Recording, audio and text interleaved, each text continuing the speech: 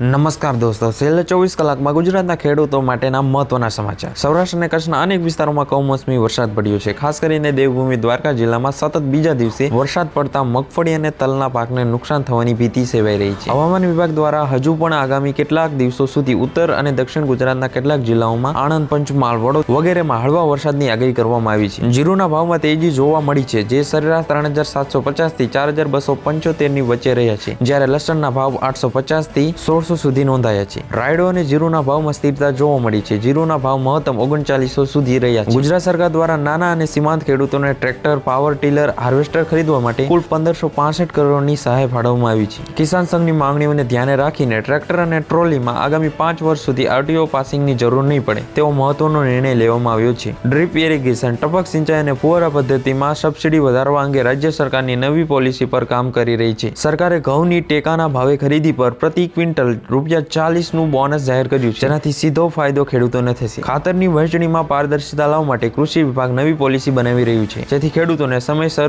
અને પૂરતું ખાતર મળી રહે. જૂનાગઢ કૃષિ યુનિવર્સિટી દ્વારા ઉત્પાદિત વિવિધ જાતોના બિયારણ માટે ઓનલાઈન નોંધણીની પ્રક્રિયા શરૂ કરવામાં આવી છે. હવે જીઓપોલિટિકલ ન્યૂઝ જોઈએ તો ઈરાને અમેરિકા દ્વારા પ્રસ્તાવિત 48 કલાક યુદ્ધ વિરામના પ્રસ્તાવને ફગાવી દીધો છે. પશ્ચિમ એશિયામાં તણાવ ચરમસીમા પર છે. ઇઝરાયલ દ્વારા લેબનોનની રાજધાની બેરુતમાં ભારે હવાઈ હુમલા કરવામાં આવ્યા છે, જેમાં આશરે 1300 થી વધુ લોકોના મોત થયા હોવાના અહેવાલ છે. આંતરરાષ્ટ્રીય દરે કાચા તેલના ભાવમાં 50% ઉછાળો આવતા ભારતમાં એર ટર્બાઇન ફ્યુઅલ અને કમર્શિયલ એલપીજીના ભાવમાં ઐતિહાસિક વધારો થયો છે. દિલ્હીમાં કમર્શિયલ સિલિન્ડરના ભાવ 2078 સુધી પહોંચ્યા છે. હોર્મુઝની સમુદ્રી ધુનીમાં તણાવ હોવા છતાં ભારતનું 7મું એલપીજી ટેન્કર ગ્રીન સાલ્વી 58,000 મેટ્રિક ટન ગેસ લઈને સુરક્ષિત રીતે ભારત પહોંચ્યું છે. રશિયાએ યુક્રેનની રાજધાની કીવ અને આસપાસના વિસ્તારો પર 500 થી વધુ ડ્રોન અને ક્રૂઝ મિસાઇલ વડે હુમલો કર્યો છે, જેમાં 8 થી વધુ નાગરિકોના મોત થયા. અમેરિકાના રાષ્ટ્રપતિ ડોનાલ્ડ ટ્રમ્પના વહીવટીતંત્રે ચીન, ભારત અને યુરોપિયન યુનિયન સહિતના દેશો સામે નવી ટ્રેડ તપાસ શરૂ કરી છે, જેનાથી વૈશ્વિક બજારમાં ફરી ટેરિફ વોર શરૂ થવાની ભીતિ છે.